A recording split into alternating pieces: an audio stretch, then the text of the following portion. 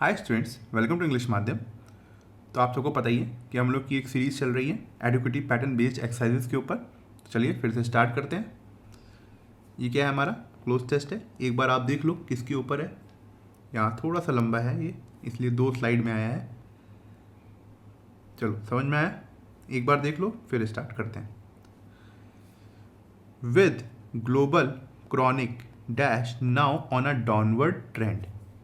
अब कुछ लोग सोचेंगे सर ये विद से कैसे स्टार्ट हो गया पैसेज, है ना। देखो, विद से कभी भी कोई चीज़ स्टार्ट हो रही है या किसी प्रीपोजिशन से स्टार्ट हो रही है तो वो ज़्यादातर क्या होता है, प्रीपोजिशनल फ्रेज होता है, ठीक है।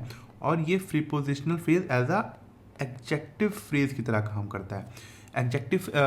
एडवर्ब फ्रेज की तरह काम करता है। एडवर्ब फ्रेज क्यों? क्योंकि ये बताता है कि किस स्थिति में मेन क्लॉज जो है वो काम कर रहा है, किस स्थिति में, क्या मतलब उस समय एनवायरमेंट है, ठीक है। अब देखो क्या कह रहा है ये, विद ग्लोबल क्रोनिक मतलब जो चीज़ काफ़ी समय से चली आ रही हो, मतलब पास्ट में रही हो और काफ़ी लॉन्ग ड्यूरेशन तक कोई चीज़ रही हो। तो with global chronic dash now on a downward trend. अभी कुछ समझ नहीं आ रहा है कि कोई ऐसी पास्ट की चीज़ है जिसको अब डाउनवर्ड ट्रेंड है, जो मतलब नीचे जा रही है। The world is beginning to turn a corner in its fights against hunger. जो वर्ल्ड है, जो विश्व है, वो अपनी जो जो क्या कहते हैं भूखमरी के खिलाफ जो उसकी लड़ाई है उसको और इम्प्रूव कर रहा है, ठीक है। टर्न अ कॉर्नर मतलब किसी चीज़ को और इम्प्रूव करना। तो यहाँ पे जब हंगर की बात आई तो बिल्कुल समझ में आना चाहिए कि क्या होना चाहिए। Under nourishment, repletion, opulence, expedition. Expedition का मतलब तो जर्नी होता है, तो यहाँ तो होगा नहीं। और ये सब नाउन है, ये सब नाउन है। अब पार्ट ऑफ स्पीच का भी ध्यान रखना क्योंकि क्वेश्चन आ सकते हैं। ऑपुलेंस का मतलब होता है जिस आदमी के पास बहुत ज़्यादा पैसा हो, है ना, जो बहुत ज़्यादा, जिसके पास वेल्थ हो, समृद्ध हो वो, तो ये भी नहीं होगा।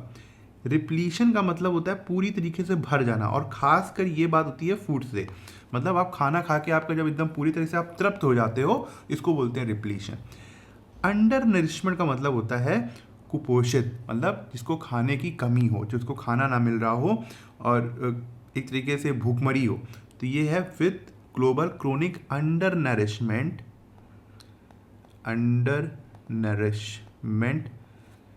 now on a downward trend. The world is beginning to turn a corner in its fights against hunger.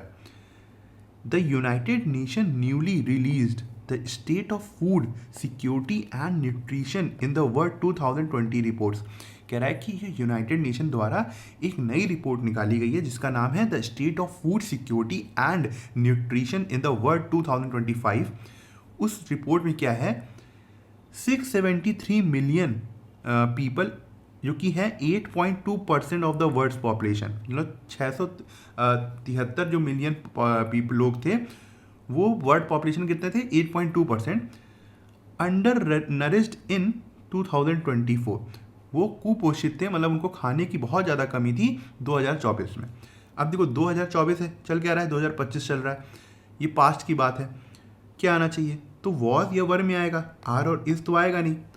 अब देखो यहाँ पे 673 मिलियन पीपल हैं, तो प्लूरल सब्जेक्ट है, तो वॉज भी नहीं आएगा, तो क्या आएगा, वर आएगा। तो हमारा बी ऑप्शन करेक्ट होगा। This is down from 688 million in 2023। कह रहा है कि ये 2023 में कितने कुपोषित लोग थे, कितने अंडररिचमेंट लोग थे, 688 मिलियन लोग थे, और 2024 में कितने थे, 673। तो कह रहा है कि ये जो 2024 में 2023 के मुकाबले डाउन है, कम है। Although we have not yet returned to pre-pandemic level 7.3% in 2018। कह रहा है कि हालांकि हम अभी उस लेवल में नहीं पहुंचे हैं जितना पहले हम कोविड-19 के पहले थे। और कोविड-19 के पहले क्या था, पूरे वर्ल्ड की जो अंडर नरिशमेंट थे, कुपोषित लोग थे, 7.3% थे, ठीक है। This reversal marks a welcome dash from the sharp rise experience during कोविड-19। कह रहा है कि ये जो रिवर्सल हो रहा है, मतलब अब चीज़ें दोबारा से डाउन हो रही हैं, जैसे भूखमरी के केस में, ये कह रहा है कि एक अच्छा बदलाव दिख रहा है कोविड-19 के बाद, जब बहुत ज़्यादा लोग कुपोषित हो गए थे उस समय। अब ये है कि एक अच्छा बदलाव दिख रहा है। क्या होना चाहिए, दिस रिवर्सल मार्क्स क्या है यहाँ पे, वर्ब है। वर्ब को क्या चाहिए, ऑब्जेक्ट चाहिए, ठीक है। देखो आर्टिकल भी लगा हुआ है, तो यहाँ पे क्या होगा, शिफ्ट्स, शिफ्टेड, शिफ्टिंग, शिफ्ट। तो ये होगा शिफ्ट। यहाँ पे शिफ्टेड, शिफ्ट, शिफ्टिंग का मतलब नहीं है, हमको चाहिए सिंपल नाउन, तो हम यहाँ क्या लिख देंगे, shift. This reversal marks a welcome shift from the sharp rise experience during कोविड-19। India has played a role in this global progress. और ये जो ग्लोबल प्रोग्रेस हुई है, ग्लोबल इम्प्रूवमेंट देखने को मिला है, इसमें भी इंडिया का एक बहुत, अब कैसा रोल हो सकता है सोचो, इंपॉर्टेंट रोल हो सकता है, अच्छा रोल हो सकता है, निर्णायक रोल हो सकता है, ये चीज़ सोचो।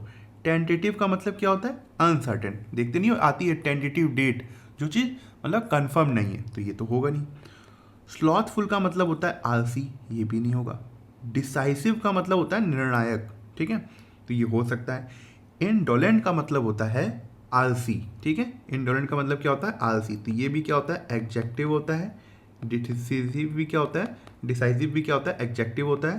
स्लॉथफुल भी क्या होता है, एडजेक्टिव होता है, और टेंटेटिव भी एडजेक्टिव होता है। तो यहाँ पे क्या होगा, are decisive role in this global progress. कह रहे हैं इंडिया ने भी एक निर्णायक रोल अदा किया है ये जो ग्लोबल प्रोग्रेस हुई है। The gains are the result of policy investments in food security and nutrition. कह रहा है कि ये जो प्रोग्रेस हुई है ये किसका रिजल्ट है, किसका परिणाम है, जो पॉलिसी इन्वेस्टमेंट हुई है, जो पॉलिसी लागू हुई है किसमें, फूड सिक्योरिटी और न्यूट्रिशन में, ये उसका रिजल्ट है।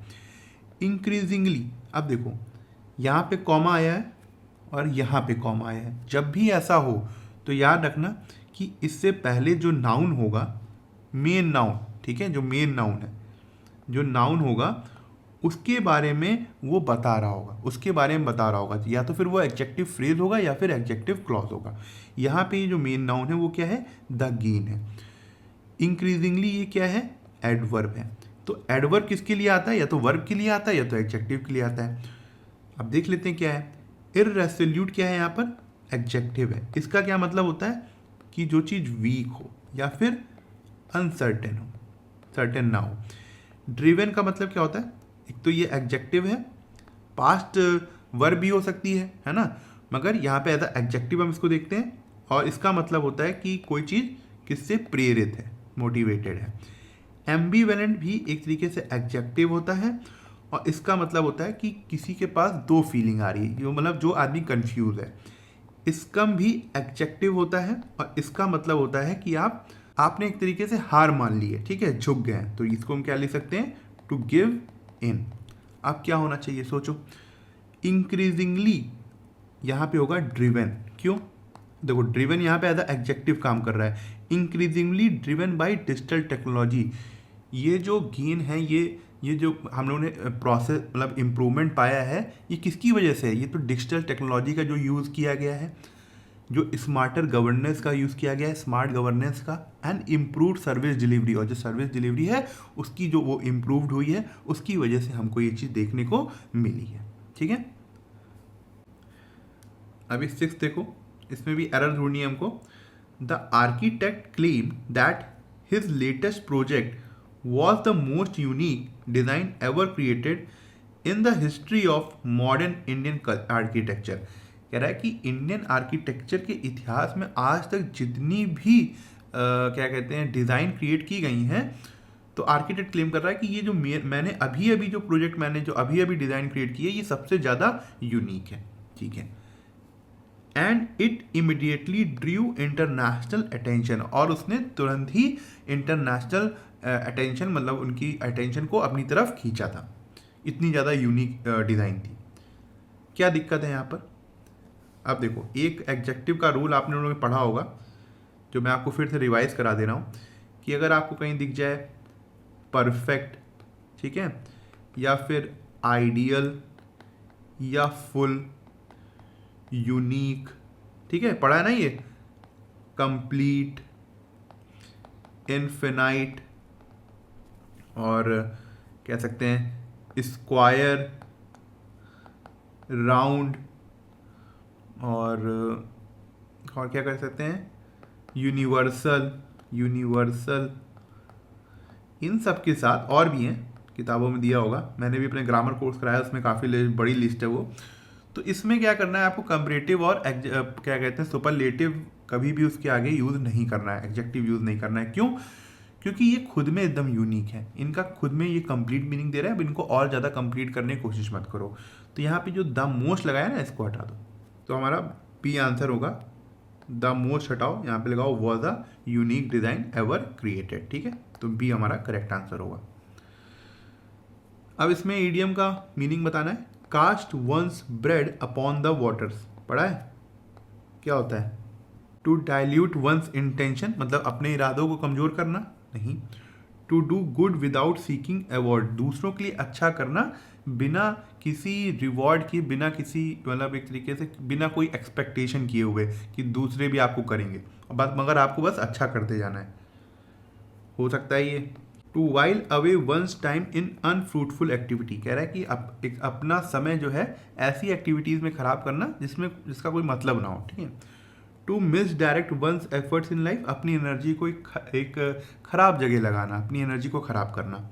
तो यहाँ पे सबसे बेस्ट क्या है? इसका यही मीनिंग ही होता है। Cast one's bread upon the waters का मतलब होता है कि आप दूसरों का अच्छा करिए बिना कोई एक्सपेक्टेशन किए हुए, मतलब बिना किसी आशा के कि आपको लोग दोबारा आपको अच्छा करेंगे या रिवॉर्ड देंगे, इसकी आशा मत करिए, बस अच्छा करते जाइए। अब इसमें पार्ट्स ऑफ स्पीच बताना है, आसान है। The mighty river Brahmaputra flows through the plains of Assam, कह रहे हैं ये जो बहुत विशाल जो ब्रह्मपुत्र रिवर है वो असम के मैदानों से फ्लो होती है, मतलब प्रवाह करती है, फ्लो करती है। क्या होगा?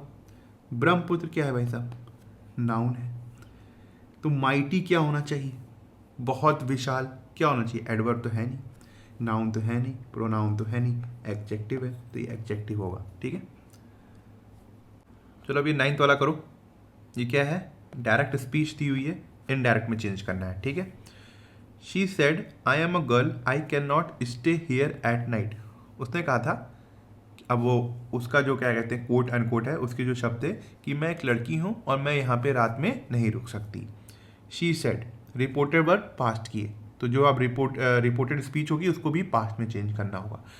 आई को शी में चेंज करना होगा, एम को वॉज में चेंज करना होगा, आई को शी में चेंज करना होगा, कैन नॉट को कुड नॉट में चेंज करना होगा, स्टे ठीक है, हेयर को देयर में चेंज करना होगा, एट नाइट को दैट नाइट में चेंज करना होगा। ठीक है, यही तो होता है। चलो देख लेते हैं। She said that she was a girl and added, ठीक है ऐसा लिख सकते हैं, कोई दिक्कत नहीं, क्योंकि यहाँ पे 2 सेंटेंस बोले थे उसने। तो यहाँ पे I am a girl I can not stay here at night, तो 2 सेंटेंस बोले थे, 2 क्लॉजेस बोले थे, उनको जोड़ने के लिए उन्होंने एडेड लगा दिया। ठीक है, कोई दिक्कत नहीं है। She said that she was a girl and added that she could not stay there at night, सब कुछ सही है। यहाँ पे एट नाइट दैट नाइट होना चाहिए था। दूसरा ऑप्शन देखते हैं। She said that she is a girl, ये नहीं होगा। She said that she was a girl and added that she could not stay here तो होगा नहीं, एट दैट ये भी नहीं होगा। She said that she had been नहीं होगा, तभी तो गलत है। एक काम करते हैं, यहाँ पे एट नाइट नहीं होगा, बेस्ट क्या होगा ना, दैट नाइट होगा। दैट नाइट होगा। जब भी आप क्या कहते हैं डायरेक्ट से इनडायरेक्ट में जाएंगे तो उस रात जो था अब वो दैट नाइट हो गई है, अब वो एट नाइट नहीं रह गई। तो यहाँ पे ए वाला ऑप्शन सही होगा। अगर दैट नाइट होता तो ज़्यादा बेस्ट था। ठीक है, आप मतलब ऑप्शन में है तो टिक लगाना ही पड़ेगा, मगर अगर दैट नाइट होता तो ज़्यादा सही था। ये भी वही है, डायरेक्ट स्पीच दी हुई है, आपको इनडायरेक्ट में चेंज करना है। द लीडर सेड, लीडर ने कहा था, फिर उसके जो वर्ड्स हैं उसको कोट कर रहे हैं। फ्रेंड्स, दोस्तों, माई कंट्री मैन, देशवासियों, लैंड मी योर सपोर्ट, मुझे आप अपना सपोर्ट दीजिए। I will take care of your problems, मैं आपकी समस्याओं का ध्यान रखूंगा। ठीक है। द लीडर सेड, अब क्या होना चाहिए? द लीडर एड्रेस, ठीक है, the leader address, the leader addressed, यहाँ पर भी ऑप्शन है द लीडर एड्रेस, इसका मतलब एड्रेस उन्होंने यूज़ किया है तो हम उसको वैसे ही यूज़ करेंगे, कोई दिक्कत नहीं। एड्रेस द पीपल, कि मतलब लोगों को संबोधित करते हुए, कैसे? एज अ फ्रेंड, एक दोस्त की तरीके से, और देशवासियों के तरीके से। And ordered them to land him their support, और उनको ऑर्डर किया कि वो अपना सपोर्ट उस लीडर को दें। ऐसा संभव है? नहीं, ऑर्डर बहुत ज़्यादा हार्श हो गया, ये नहीं हो सकता। The leader address the people as his friends, leader ने मतलब लोगों को संबोधित कैसे किया? अपने दोस्त की तरह। एंड कंट्रीमैन, मतलब देशवासियों की तरह। And requested them to land me. अब देखो लैंड मी नहीं होगा यहाँ पर, लैंड हिम होना चाहिए था, क्योंकि अब हम इनडायरेक्ट स्पीच पे आ गए, तो ये भी नहीं होगा। The leader address the people and told them to lend his support. अब देखो लैंड हिज सपोर्ट मतलब है कि वो अपना सपोर्ट देगा, मीनिंग चेंज हो गया। He promise that he would be taking care of his problem, और उसने प्रॉमिस किया था कि वो अपनी समस्याओं का ध्यान रखेगा, ये भी नहीं होगा फिर तो, मीनिंग नहीं चेंज होनी चाहिए ना, मीनिंग नहीं चेंज होनी चाहिए। The leader address the people as friend, उसने जो लीडर था उसने लोगों को एज अ फ्रेंड मतलब एक फ्रेंड की तरह संबोधित किया। My country man and requested them, और उनसे रिक्वेस्ट करी to land him their support, कि वो अपना सपोर्ट उसको दें। He further added that he would take care of their problem, और उसने अपनी बात को आगे और ज़्यादा बढ़ाते हुए बोला कि वो उनकी समस्याओं का ध्यान रखेगा। तो ये क्या है, डी वाला हमारा बेस्ट ऑप्शन था। ठीक है, तो ठीक है, आज का लेक्चर यहीं ख़त्म करते हैं। आई होप आपको कुछ सीखने को मिला होगा, और आप कमेंट सेक्शन में ज़रूर बताइएगा कि आपको आज का लेक्चर कैसा लगा और आपको क्या सीखने को मिला। अगर आप मुझसे इंग्लिश ग्रामर पढ़ना चाहते हैं तो आप हमारा ऐप इंग्लिश माध्यम प्ले स्टोर से डाउनलोड कर सकते हैं। ऐप ओपन करते ही आपके सामने होम स्क्रीन आएगी, वहाँ पे आपको 5 ऑप्शन मिलेंगे, मेन, लाइब्रेरी, फीड, लेक्चर, पास। लेक्चर में क्लिक करते ही आपके सामने 2 वर्जन आएंगे, फ्री और पेड। पेड में क्लिक करते ही आपके सामने इंग्लिश ग्रामर का एक सेक्शन आएगा, जहाँ पे मैंने इंग्लिश एसएससी के लिए बहुत ही डिटेल में बताया हुआ है और बहुत ही सिंपल लैंग्वेज में बताया है, जो कि आपके कॉन्सेप्ट्स को और अच्छा करेगा और आपको अच्छे मार्क्स लाने में हेल्प करेगा। तब तक के लिए प्रैक्टिस करते रहिए। Thank you so much for watching this video.